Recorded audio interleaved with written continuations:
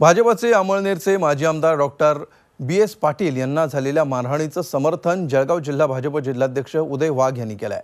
भाजप जिल्हाध्यक्ष उदय वाघ तसंच आमदार स्मिता वाघ यांच्याशी आमचे प्रतिनिधी विकास भदाणे यांनी केलेली ही बातचीत। अमळनेरमध्ये जो वाद झाला भाजपच्या व्यासपीठावरती, नेमकी त्यामागची पार्श्वभूमी काय आहे हे जाणून घेण्यासाठी आपण भाजप जिल्हाध्यक्ष उदय वाघ आणि त्यांच्या पत्नी आमदार स्मिता वाघ यांच्याकडे आलो आहेत। नेमकं त्यांच्याकडनं जाणून घ्या। बापू, मला सांगा की हा सगळा जो वाद झाला काल, तुमच्यावर आरोप होतोय की बी.एस. पाटलांनी तुम्ही मारहाण केली, नेमकं काय वादाची पार्श्वभूमी आहे? राजकारणात, सार्वजनिक जीवनात किंवा वैयक्तिक जीवनात काम करत असताना प्रत्येक माणसाने मर्यादा पाळली पाहिजे आणि तो मर्यादा पाळत नाही तो माणूस नाही। त्यामुळे राजकारण हे करत असताना स्पोर्टली घेतलं पाहिजे आणि त्याच्यात मर्यादा आपण सांभाळल्या पाहिजे।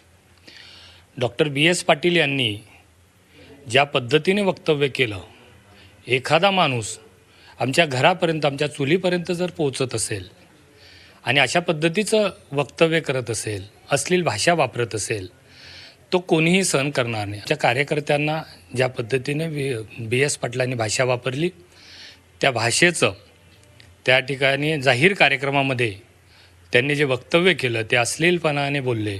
कोणत्या बिळातनं यांना पदं मिळतात, एकेरी भाषेचा उल्लेख केला, मंत्र्यांवरती त्यांनी एकेरी भाषा वापरली। त्या कोणत्याही महिलेची अशा पद्धतीची प्रतारणा कोणी करत असेल, अपमान करत असेल, तो भारतीय जनता पार्टीचा कार्यकर्ता म्हणूनही मला सहन होणारं नाही। त्यामुळे हे जे काही सगळं कृत्य झालेलं आहे त्याचं ज्या पद्धतीने उत्तर द्यायला पाहिजे होतं त्या पद्धतीने उत्तर त्या ठिकाणी आमच्या कार्यकर्त्यांनी दिलेलं आहे। मी सगळ्या कार्यकर्त्यांना सांगितलं होतं की 23 तारखेपर्यंत मतदान जे आहे ते होऊन जाऊ द्या, त्याच्यानंतर आपण काय योग्य त्या ठिकाणी जाऊन याचं आपल्या नेत्याशी आपण चर्चा करू। कारण निवडणुका समोर आहे। कारण भारतीय जनता पार्टीचं मी आयुष्यभर 30 वर्षापासून मी काम करते आहे।